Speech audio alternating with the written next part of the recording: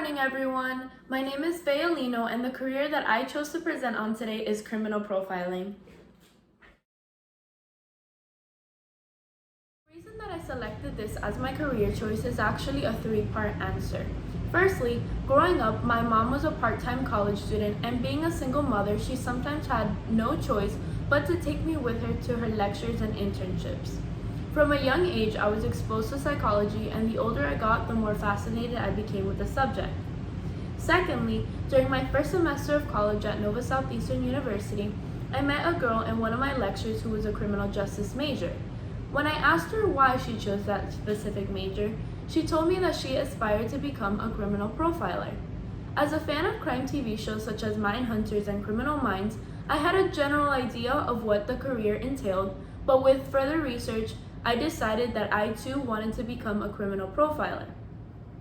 Lastly, I wanted a career that I would enjoy.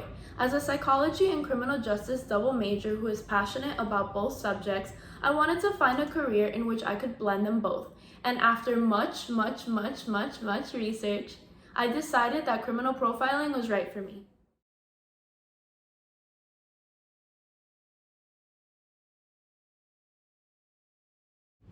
Before we get into the history of criminal profiling, I'd like to first define it. According to the FBI, or Federal Bureau of Investigation, criminal profiling is an investigative technique by which to identify the major personality and behavioral characteristics of an offender based upon analysis of the crimes he or she has committed. Now, let me dive into the history of profiling. Informal criminal profiling can be traced back to the 1800s to physicians Thomas Bond and George Phillips, who attempted to predict Britain's Jack the Ripper's personality using evidence found at the crime scenes. Of course, more modern forms of profiling have emerged throughout the years, such as in the case of New York's Mad Bomber in the 40s and 50s. James Russell was considered to be a pioneer for profiling at this time, although his methods were viewed as weak due to the fact that he made educated guesses about the offender instead of actually investigating him. But nevertheless, profiling took off after this case. In regards to formal profiling, which is what the FBI and other government agencies use today, Howard Tetton and Patrick Mulney are accredited with providing the earliest analyses of behavior. As a team, Tetton and Mulney created the Criminal Psychology Program, which is a 40-hour course for officers in which they presented behavioral analysis as one of the many investigative tools used. Criminal profiling is a relatively new field, and it wasn't until 1974 that the FBI formed the Behavioral Science Unit to investigate predominantly homicide and serial rape cases. Since then, its popularity has grown substantially as well as its critics.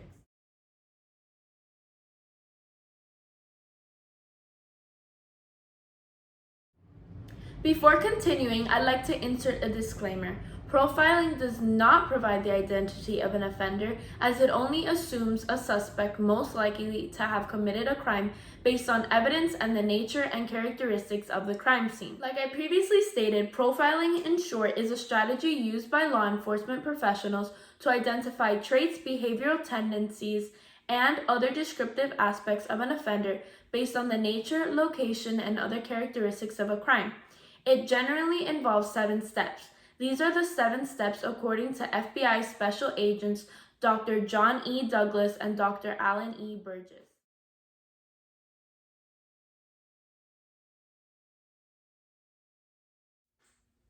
Step 1. Evaluation of the criminal act itself. Step 2. Comprehensive evaluation of the specifics of the crime scene or scenes. Step 3. Comprehensive analysis of the victim or victims. Step 4. Evaluation of preliminary police reports. Step 5. Evaluation of medical examiner's autopsy protocol if death occurs. Step 6. Development of profile with critical offender characteristics. Step 7. Investigative suggestions predicated on construction of the profile. Throughout this process, data is collected and assessed, the crime is reconstructed, hypotheses and opinions are formed, and a profile is created and will be tested to see if it was accurate. Duties and responsibilities of a profiler. The duties of profilers may often vary depending on the level that they are practicing in, local versus federal. Typically, profilers analyze evidence, visit and analyze crime scenes, and study human behavior. One of their other responsibilities is to teach and train local law enforcement as well as prospective FBI agents. Once again, the overall objective of profiling is to develop a psychological profile of a suspect based on the evidence available.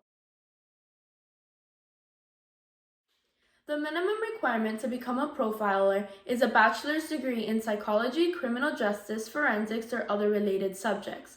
Advanced degrees are common, such as master's and doctorates, although they are not required.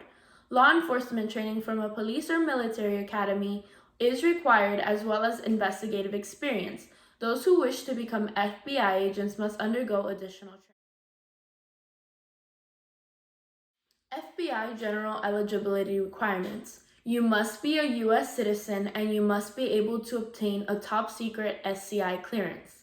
For special agents, the requirements are that you must be between 23 to 36 years old, have a minimum of a bachelor's degree, have 2 or more years of full-time professional work experience or 1 year if you have a master's degree, a valid driver's license, and 6 months of driving experience, and you must meet all physical fitness standards. Some skills commonly found throughout criminal profilers include physical fitness, understanding of criminal minds and psychology, attention to detail, critical thinking using logic and reasoning, emotional detachment, organizational skills, and strong. Numbers that I will be using are solely for FBI employees. FBI profilers are paid according to the general pay schedule. Profilers begin at GS-10.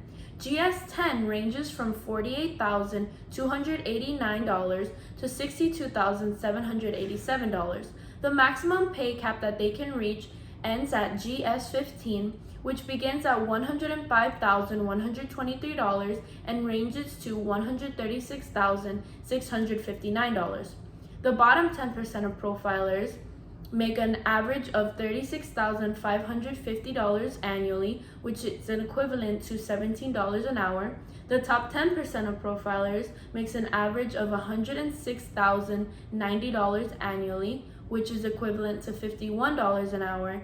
And for 2018, the median annual salary for criminal profilers working for the FBI was $63,380, which is an equivalent of $30 an hour. Definitely not a 9-to-5 job. The hours can be unpredictable as criminals commit crimes sporadically.